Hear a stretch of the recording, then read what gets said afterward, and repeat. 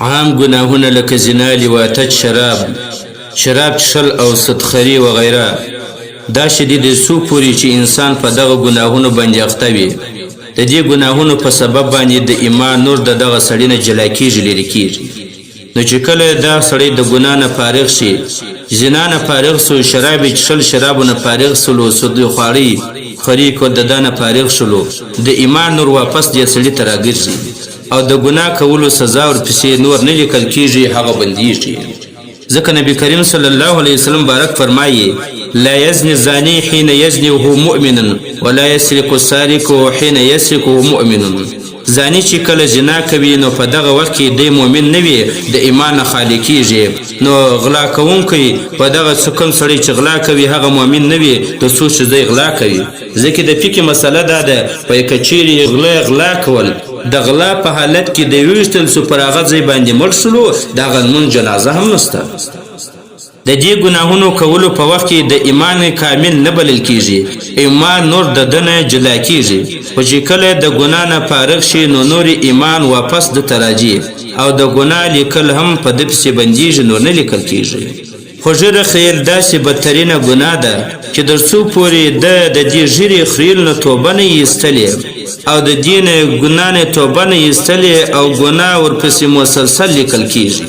که انسان روان وي هم ګناه پسې لیکل کیږي، نو که دی چیرې ناست وي هم ګناه پسې لیکل کیږي، که لمونځ کوي هم ګناه پسې لیکل کیږي، که روژه نیولي هم ګناه پسې لیکل کیږي، او که د بیت الله طواف کوي هم ګناه پسې لیکل کیږي، او که د حجر اسود خولایي هغه مچوي هم ګناه پسې لیکل کیږي، که د نبی کریم صلی الله علیه وسلم مبارک روضې ته مخامخ دریږي هغه ته سلام اچوي هم ګناه پسې لیکل کیږي. حتی چې هر عبادت کولو په وخت کې دغه سړي پسې ګناه لیکل کیږي. ځکه چې د ژیرې خریل دا ګناه دائمي ده، 24 غنټې در هغه پر مخ باندې هغه ګناه موجوده ده، هغه مسح موجوده، هغه مسح صورت او شکل موجود دی. نبی کریم صلی الله علیه وسلم د طریقې نه خلاف د هغه مخ ښکاره کیږي. گویا هر وخت دغه انسان ګناه کوي، نوی ګناه کوي، د خریلو دا ګناه مسلسل په دې پسې لیکل کیږي چې دغه مسلسل دغه سړی په ګناه کبیره باندې اخته دی. او د دې سره دا خبره لازمي ده چې د دې ایمان به کامل نه وي او د ایمان نور به د سره همیشه لري وي، چې په نتیجه کې به د دې ایمان ناقص او کمزوري وي. علما ولیکلي دي دا خوشکاره خبره ده چې څوک عین د عبادت کولو په وخت کې د الله تعالی نافرمانی کوي نو د دې عبادت به څه قبول شي. او ژیرې خریل یا د موټر نه کمول دا داسې ګناه ده چې هر وخت د انسان سره یو ځای وي.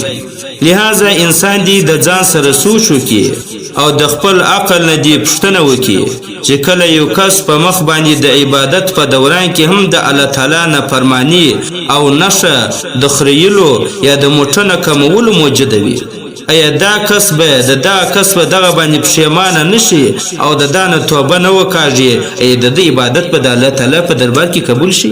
یعنی هیڅ کله نه قبلیږي. خلاصه دا چې دا نور ګناهونه یو محدود وخت لري، په هم هغه وخت کې د انسان پسې د ګناه لیکل شروع وي. نو کله چې هغه ګناه پرېښوله بیا په دې انسان پسې ګناهونه نه لیکل کیږي.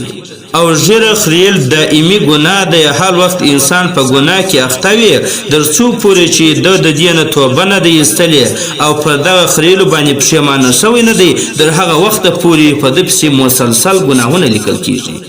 بل دا چې انسان په وجود کې مشرف اندام مخ دی، او چې د انسان په وجود باندې مشرف اندام مخ هم د الله تعالی د لعنت مستحق وي او د رسول الله صلی الله علیه وسلم مبارک د طریقې خلاف او دا به څومره غټ بدبخته انسان وي چې دغه په مخ کې په بدن کې یعنی مشرف ځای چې دی هغه مخ دی هغه عدالت او د رسول د لعنت مستحق وي. الله تعالی دې موږ ته وساتي.